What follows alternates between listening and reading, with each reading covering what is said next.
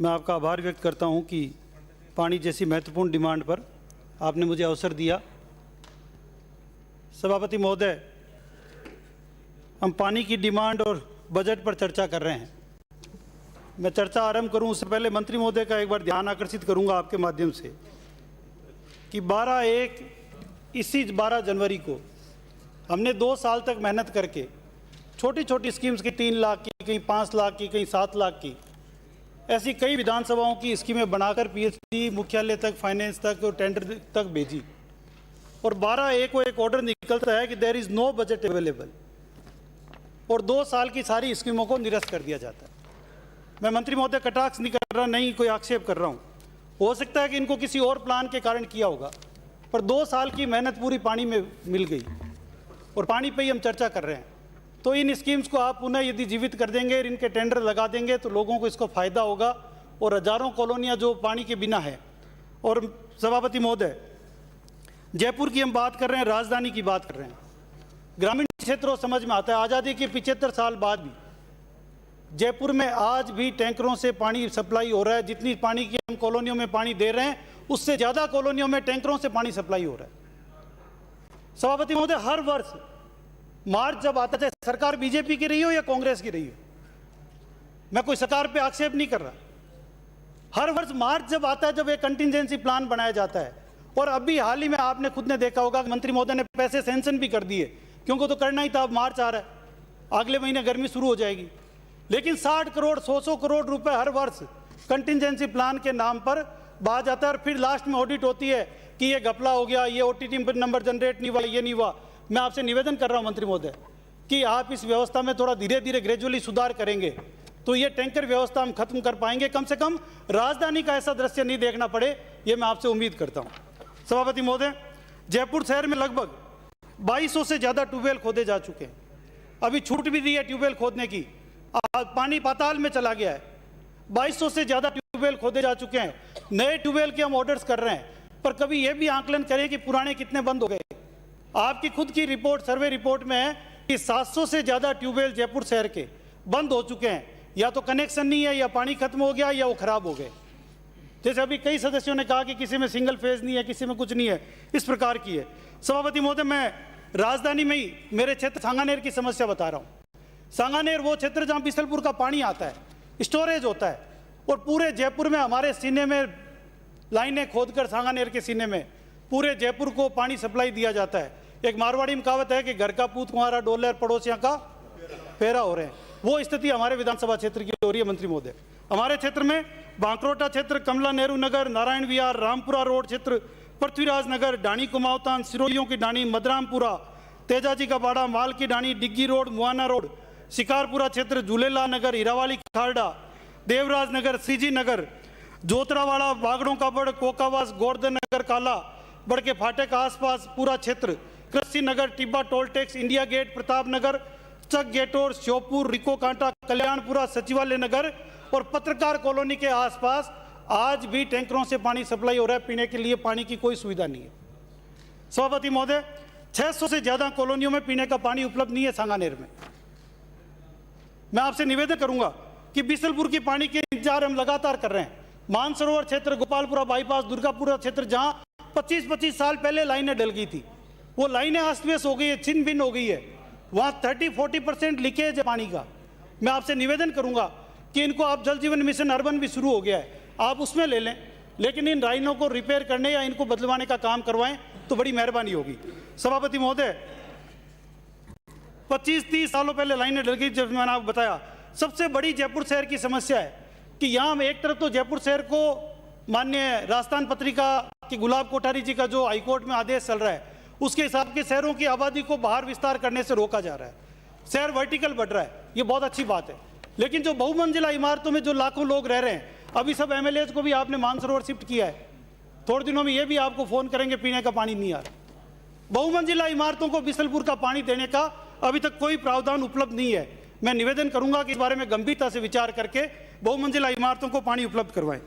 सभापति महोदय, वसुंधरा जी के समय में हमारी सरकार में 1104 करोड़ रुपए की जो ये क्षेत्र मैंने आपको बताया, इस क्षेत्र की योजनाएं बन चुकी थी, टेंडर प्रोसेस में आ गया था, सर्वे हो गया था, 2 साल से लगातार कभी एंड जारी करने के नाम पर, कभी उसके फाइनेंशियल सैंक्शन के नाम पर उनको दोबारा से रीअलोकेट कर करके बार बार में, अभी मुख्यमंत्री जी ने उसकी पुनः बजट में भी एक छोटे से एरिया की घोषणा कर दी 114 करोड़ की।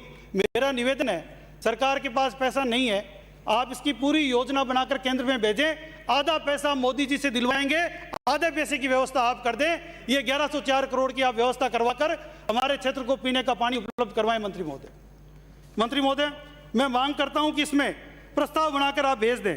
इसी प्रकार जो ये आपके 15-20 जल चीजें जो मैंने भी आपको बताया, और एक सबसे बड़ी समस्या सभापति महोदय कि सी स्कीम में और सिविल लाइंस में यदि कोई 250 गज का प्लॉट पानी का कनेक्शन लेता है तो उसके 2500 रुपए में कनेक्शन हो जाता है।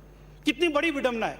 और अभी गंगा देवी जी के और मैं बेचारा अशोक लाहौटी और गंगा देवी जी के एरिया में हमारे यहाँ 250 गज के उसके प्लॉट में कनेक्शन यदि पानी का मांगते हैं तो 40,000 से 50,000 रुपए का खर्चा आता है। ये अन्याय क्यों मंत्री महोदय? ये आपके यहाँ एक प्रपोजल भी बना था, सबको समान करें। सिविल लाइंस में 2,500 रुपए और हमारे बाहर के क्षेत्र में जहाँ गरीब लोग निवास करते हैं वहाँ 50,000 रुपए। ये किस बात का अन्याय है? कनेक्शन तो सभी लेते हैं, इस कारण से लोग अवैध कनेक्शन जोड़ते हैं। सभापति महोदय, मैं आपको कहूंगा कि अभी जिस प्रकार से पानी के लिए हमने महत्वपूर्ण किया, 1899 में जब अकाल आया, जयपुर के बारे में मैं आपको बताना चाहूंगा।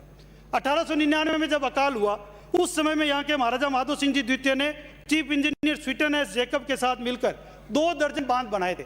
हमारे यहाँ उस जमाने में पानी की कल्पना शुरू की थी।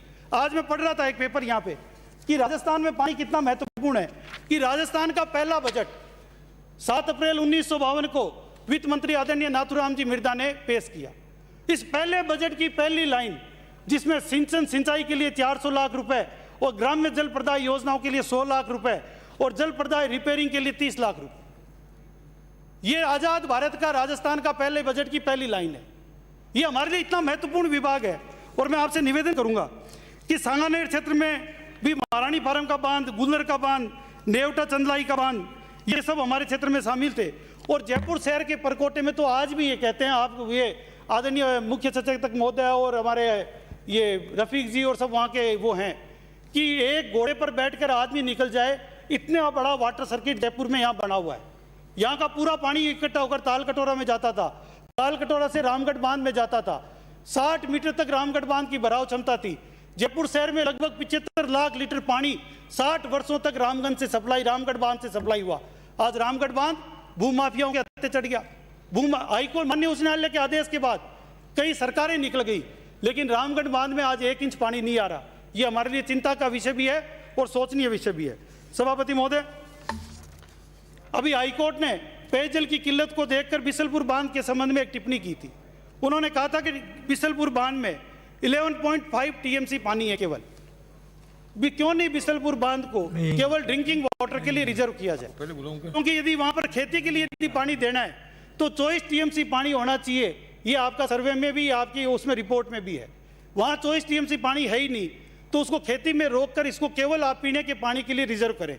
इसके साथ ही बिसलपुर में आवक बढ़ाने के लिए चंबल नदी के सहायक ब्राह्मणी नदी को जोड़ने का बिसलपुर जोड़ने का एक प्रोजेक्ट बना था। वो तो आपके पास पेंडिंग है, वो तो कोई केंद्र सरकार के पास भी नहीं है। 5808 करोड़ का प्रोजेक्ट था, आपके यहाँ से फाइनेंस की स्वीकृति भी हो गई, केवल डीपीआर बननी बाकी है। मैं निवेदन करूंगा कि यदि ये हो जाएगा तो जयपुर सहित आसपास के 5-6 जिलों में पीने की पानी की समस्या खत्म हो जाएगी। सभापति महोदय, मैं सरकार का ध्यान आकर्षित करूंगा कि प्रदेश में हर 5वां आदमी रसायन युक्त पानी पी रहा है। रिपोर्ट के मुताबिक 19,575 बस्तियों में प्रदूषित पानी है और फ्लोराइड युक्त पानी है। मैं सभापति महोदय आपको यह भी बताऊंगा कि माननीय मुख्यमंत्री जी अशोक गहलोत जी का जो 1999 का पहला बजट समाप्त करें, उस बजट में भी सभापति महोदय, अब आपके आने से तो थोड़ी उम्मीद बढ़ी थी कि आप थोड़ी मेरी ध्यान रखेंगे। श्री बलजीत यादव, 1999 के उस बजट में गहलोत साहब ने संकल्प रखा था कि राजस्थान को फ्लोराइड मुक्त करेंगे। मैं आपसे निवेदन करूंगा कि उसमें आप गति बढ़ाएं। 2019-20 में आपने जो बजट था उस बजट में भी जल जीवन मिशन का जो हिस्सा था वो खर्च नहीं हुआ। 20-21 में भी खर्च। धन्यवाद सभापति। 2 मिनट बलजीत भाई, 2 मिनट में मैं अपनी बात पूरी कर दूं। और सभापति, मैं बलजीत भाई बस एक कविता के माध्यम से बात पूरी कर रहा हूं। मुझे पता है सभापति महोदय बोलने नहीं देंगे। मैं तो केवल यही कह रहा हूं कि नहीं बचा धरती पर पानी, बहा व्यर्थ बेईमानी में, खूब मिटाया हमने तुमने पानी यूं नादानी में। कितना घाटा उठा चुके हैं हम अपनी मनमानी में, ना रामगढ़ में आया पानी ना ही बिशलपुर में बचेगा पानी। बहुत बहुत धन्यवाद सभापति महोदय, बहुत बहुत धन्यवाद। बलजीत यादव। धन्यवाद सभापति महोदय।